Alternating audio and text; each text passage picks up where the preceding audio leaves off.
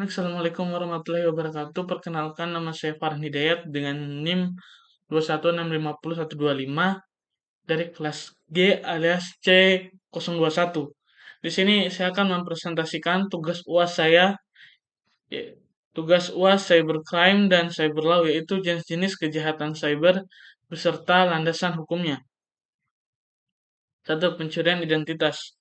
Seseorang mencuri informasi pribadi seseorang seperti nomor kartu kredit atau informasi akun bank untuk melakukan transaksi ilegal atas nama korban.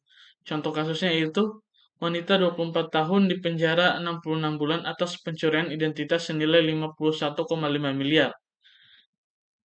Terkena pasal 362 KUHP yang berbunyi barang siapa mengambil barang sesuatu yang seluruhnya atau sebagian kepunyaan orang lain dengan maksud untuk dimiliki secara melawan hukum, diancam karena pencurian dengan sanksi pidana penjara paling lama 5 tahun atau pidana denda paling banyak 900 juta rupiah.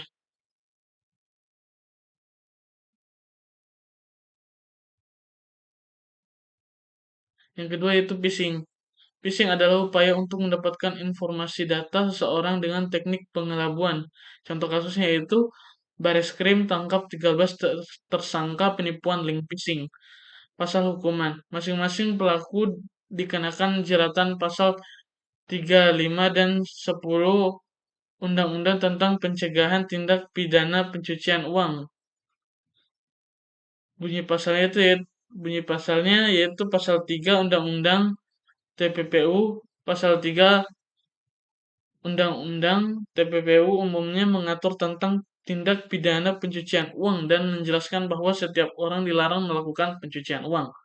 3. Ransomware adalah jenis virus atau malware berbahaya yang digunakan untuk mengenkripsi data pengguna pada suatu komputer atau jaringan.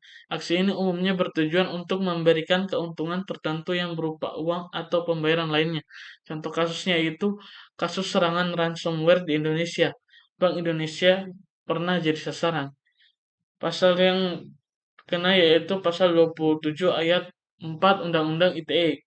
Bunyinya yaitu ialah setiap orang yang dengan sengaja dan tanpa hak mendistribusikan dan atau mentransmisikan dan atau membuat dapat diaksesnya informasi elektronik dan atau dokumen elektronik yang memiliki muatan pemerasan dan atau pengancaman sebagaimana dimaksud dalam pasal 27 ayat 4.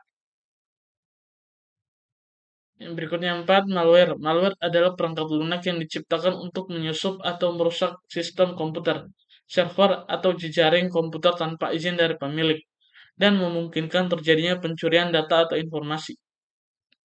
Contoh kasusnya yaitu, awas ada malware Android yang tak bisa dihapus. Pasal 34 Undang-Undang ITE. Bunyinya yaitu berisikan kategori perbuatan yang dilarang adalah setiap orang dengan sengaja dan tanpa hak tahu melawan hukum memproduksi, menjual, mengadakan untuk digunakan, mengimpor, mendistribusikan, menyediakan, atau memiliki perangkat keras, perangkat lunak, dan kode akses bagi pelanggar larangan. Lanjut 5. Serangan DDoS. DDoS adalah serangan dunia maya di mana pelaku berupaya membuat mesin atau sumber daya jaringan tidak tersedia bagi pengguna yang dituju dengan mengganggu layanan host yang terhubung ke internet untuk sementara atau tanpa batas. Contoh kasusnya itu situs konde.co kena serangan DDoS usai beritakan kasus pemerkosaan pegawai Kemenkop UKM. Pasal yang dikena yaitu pasal 33 Undang-Undang ITE. Bunyinya yaitu berisikan kategori perbuatan yang dilarang adalah setiap orang dengan sengaja dan tanpa hak atau melawan hukum melakukan tindakan apapun yang berakibat terganggunya sistem elektronik. 6. Pornografi anak. Pornografi anak adalah tindakan pidana yang mengeksploitasi anak-anak dan termasuk sebagai perbuatan kejahatan seksual pada anak. Contoh kasusnya yaitu pornografi anak di medsos. Polda ditemukan 3.800 dan 3.800 foto dan video. Pasal yang terkena itu pasal 27 ayat 3 UU ITE. Bunyinya yaitu melarang setiap orang dengan sengaja dan tanpa hak mendistribusikan dan mentransmisikan informasi atau dokumen elektronik yang memiliki muatan penghinaan dan pencemaran nama baik. 7. Peretasan email. Peretasan email adalah suatu kejahatan cyber yang mengacu pada akses tidak sah atau manipulasi akun email seseorang tanpa persetujuan mereka. Contoh kasusnya itu peretas raup 5,58,8 M usai bajak email perusahaan ventilator. Pasal yang dikenakan yaitu pasal 44 ayat 1 Undang-Undang ITE. Bunyinya yaitu setiap orang dilarang dengan sengaja dan tanpa hak mengubah, menambah, mengurangi, membuat tidak berfungsi atau merusak informasi elektronik atau dokumen elektronik sehingga informasi elektronik atau dokumen elektronik tersebut tidak menjadi tidak benar, rusak, atau tidak berfungsi. 8. Pelanggaran privacy. Privacy invasion merupakan bentuk penyalahgunaan akses data pribadi orang lain yang melawan hukum yang mengganggu hak privasi individu dengan cara menyebarkan data pribadi tanpa seizin yang bersangkutan. Contoh kasusnya yaitu Facebook didenda 69 triliun akibat kasus pelanggaran privacy. Dikenakan pasal 26 yang bunyinya itu setiap orang dengan sengaja dan tanpa hak mengakses informasi elektronik dan atau dokumen elektronik yang dilindungi dengan pengaman dipidana dengan pidana penjara paling lama 6 tahun atau denda paling banyak 1 miliar. 9. Kejahatan seksual. Sexuality cybercrime dapat secara sederhana didefinisikan sebagai pelecehan seksual yang terjadi terutama melalui internet. Contoh kasusnya yaitu tentang kasus kekerasan seksual terhadap 13 santriwati dan pidana mati bagi pelaku. Pasal 289A KUHP.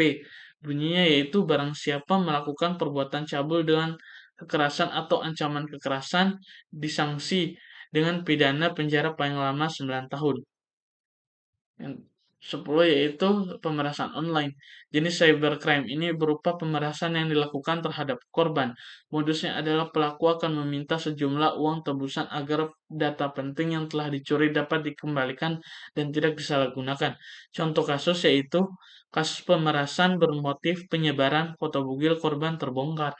Pasal yang dikenakan yaitu pasal 368 KUHP. Bunyinya barang siapa dengan sengaja dan melawan hukum mengambil barang sesuatu yang seluruhnya atau sebagian kepunyaan orang lain dengan maksud untuk mencambuk orang itu atau orang lain untuk menyerahkan sesuatu yang menjadi haknya atau hak orang lain dengan sanksi dipidana penjara paling lama 5 tahun. Baik, mungkin itu saja yang dapat saya sampaikan. Lebih dan kurangnya mohon dimaafkan. Wabillahi taufiq wal hidayah. Wassalamualaikum warahmatullahi wabarakatuh. Terima kasih.